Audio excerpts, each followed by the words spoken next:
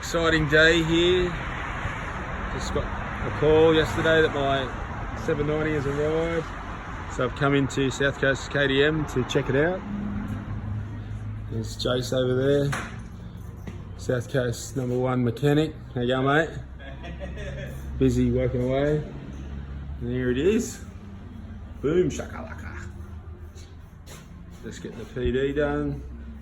All the usual. Clean the tank. Check all the electronics, etc, etc. Going to be fitting my GPS mount while the tank's coming off. Run it down to the back. Accessories, which is back there. Accessories 1, accessories 2. Got a muffler Anthony gave me. I'm going to chop that off. Chop this link pipe off, and I'll use my muffler that I got laying around. It's off a Super Duke. So I like the loud noise that everyone's chasing. Hopefully give it a bit more performance. I'm going to keep the cap for this for now. We're going to look at doing a changeover later, but at this stage just keep it simple.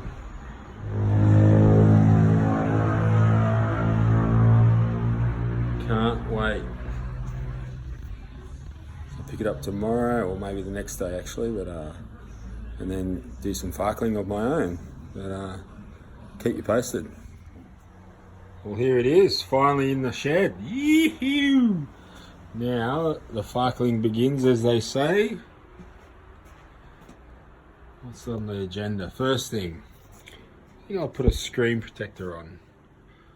Like your phones, have a little bit of a scratch-proof screen put on.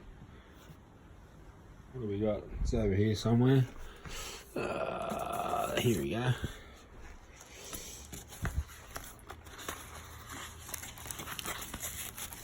And it is Nano Glass by Speedo Angels. So basically you have to give it a bit of a clean and then use your suede cloth to get any fingerprints and dust, and then this sticky sticker that you just touch on the screen and get any lint or further oils off your fingers. And then peel off one of the outer layers, and now I've got to peel off the front layer to unveil what we got. Here we go, and voila. That should offer a little bit more protection than just the glass itself. Yes, so ease of fitment was pretty easy. So there's no center stand on these R's, which is fine for now. I don't know if I'm going to change that later, but you definitely want to make something. You want to do something with that, because that just sinks in the dirt and the bike falls over. So I've gone out and bought one of these, an art sheet, and it's a fairly thick plate. I had a SW Motec one. I think it bent it a little bit. It worked for a long time, but this is just a bit heavier duty, so we're going to put it on. Yeah, so that was just like a sandwich sort of aluminium under the steel top plate. That's the brand. And yeah, the build quality is quite good actually. It's pretty sturdy to me. And yeah, so that won't sink in the dirt or sand. And send the rubber, I think.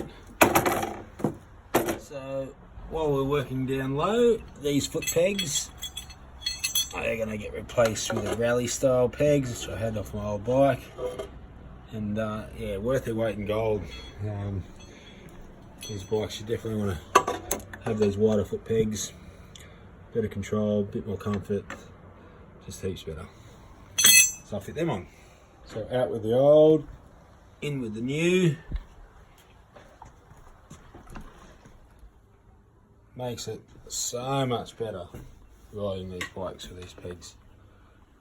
And you just keep them bike to bike, put them in the bag, and never to be seen again until resale. What's next? So the next are these mirrors. These will come off, and my double take rams will go on. Beautiful, these things, very sturdy. When you hit the trails, you can just flick them over, out of the way. And if you do have a crash, they tend to just roll. They don't snap your clutch and brake perch. So put them on next. So the left one fitted up straight away. The right one, however, has got a reverse thread. So a little bit of Googling, and I've read other people have found the same thing, and you got to get an adapter. That's only a small detail, but one that I always do. Put a valve stem remover as your valve cap. Get rid of the plastic, and may as well turn it into a multi-purpose valve cap. So yeah, that way if you're out on the trail and you get a flat, and you may as well have two.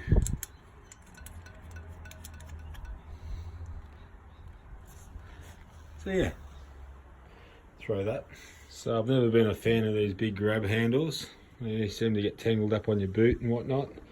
So and not much of a luggage rack, so I discard them and put on your own rack. Got my own spaces, and that's sturdy enough with grab handles anyway. So if you need to get it out of a rut or something, you can just use that. Passengers can hang on to it. Won't be many passengers on this bike though. They'll be coming off as well, I'd imagine. Maybe not for a week or so if you give the kids a go, but yeah, it's my bike. So next job is put some bark busters on. I already had these, I just put new plastics on them. Some bark busters. Best bark buster in the business. Hand protectors in the business. Put them on, let's see how that looks. So just fitted the bark busters on. Come up really nice. Strengthen the handlebars, offer protection for your knuckles, and protect the bike. Protect your levers. But yeah, no, good product. Australian made. None of this Chinese stuff. Awesome. So it's just something I thought would be a good idea. It's the first time I've really taken the bike for a ride, and I've got the owner's manual out and all the rest of it. Real handy to have the owner's manual under here somewhere, but there's not really a void for it. They should have made a little void in there. Like, that design's been around since the 80s and the 70s. But anyway, maybe in the next round too. Can't do it all in one go, I guess. But yeah, little recess under the seat. That's where your owner's manual is, and never lose it. Waterproof, relatively waterproof in its bag. But anyway, kind of like under there and scalloped out there. Wouldn't have taken much, but I actually got the seat on, and I probably could get away with it, to be honest, but you're kind of putting a fair bit of pressure on that with the bulge that takes up. So I just want to go for a ride today, so I'm not going to even dick around with it. But yeah, little recess would have been handy, and then, as I said, that's where you go. I guess you could always do the PDF on your phone and just carry that when you're on a ride, which is quite handy. I do that anyway. But a little hack for not having a center stand, use a telescopic crutch. Cut that down and put it a bit lower, probably under the foot peg a bit, but I just bought it. $5 Gumtree, bargain. I got 2 for 10. So the package arrived. Let's unveil it. Let's unwrap it. I'm pretty excited about this. Should see how it looks.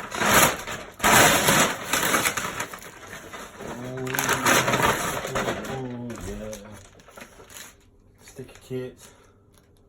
Sticker kit.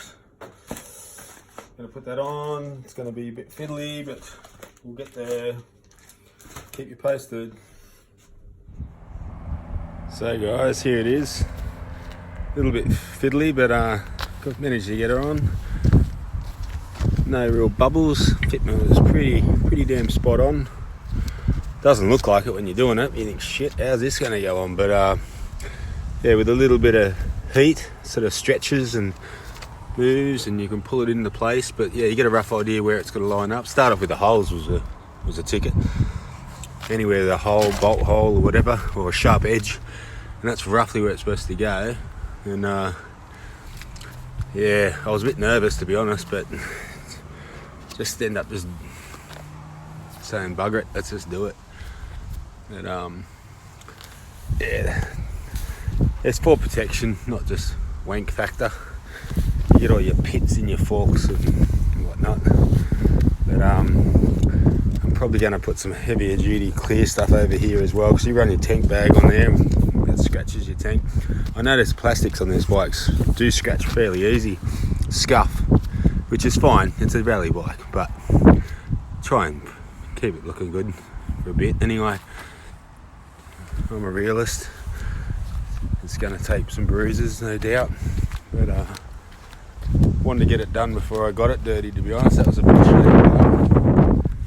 A few little things, exhaust pops getting done soon. I'm making up the rear rack, some bases in it, and the GPS mount's still incomplete, but slowly getting there. So I made a GPS mount today with the help of Sid, and yeah, we basically had this material, aluminium. I've painted it now, but it was just silver, and yeah, cut that little gusset out, slots down there, and then we just drilled the 3mm up to 4mm, I think, holes, and put a rod that goes right through the guts of it, and the ram mount sits on top, and yeah, that bolt just goes straight through the lot, and it doesn't vibrate. And we'll be fitting these, probably fit that switch, on that plate on the side, or maybe put it there. They remove, and you can stick a switch or whatever you want. But yeah, the good thing about the ram mount is you can adjust it, so when it's sitting down you can be viewing it here, and when you go standing up you just move it up, and then you can look from up here down. All in all, it's cost me about probably $5. The other thing we made today was my old plate off a 1190. The holes don't line up, so yeah, just picked up the new holes. There's enough meat here just to drill. Put some spacers, because we lost the grab handles. I don't like them, they snag on your boot and whatnot. And yeah, just made some spacers up. Might go a little bit higher, just a little bit, but then countersink these holes so they're nice and flush, and put some Allen key heads so it sits all nice and flush. What else did we do today? That's about it, really.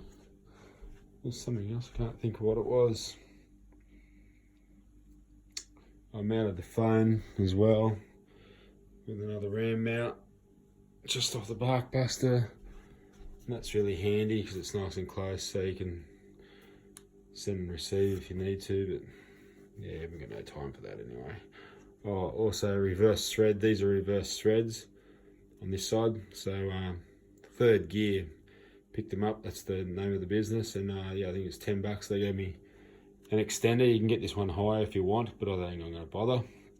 But this one is a reverse thread, so screws in there. That was the other thing. Talk about a mental blank. We gutted out the internals of this and let it breathe. Sounds a bit better. It's a bit late now. I can't start it, but yeah, it's okay. It's definitely not $1,800 worth, but it's a quick fix. And also machined down my old rotors. I'll put these on this little beast to make it a little motard. But these were off the 1190, so they're a 267, and you've got to get them down to 260. So we just machined them, and there's enough meat yet to put them in yet. But the front one slots straight in. The rear was, yeah, the disc was what's stopping it, but also you need to get a 520 pitch, so slightly thinner sprocket. So 520, probably going to run a 42 tooth because they'll be spinning quicker because of the smaller diameter. But and also they're 10mm, and on the 790 8mm, so you need to pack them out or get some spacers in there. 10mm aluminium tube, cut them down and put them in the carrier, and good to go. Can't wait, actually. It's going to be fun.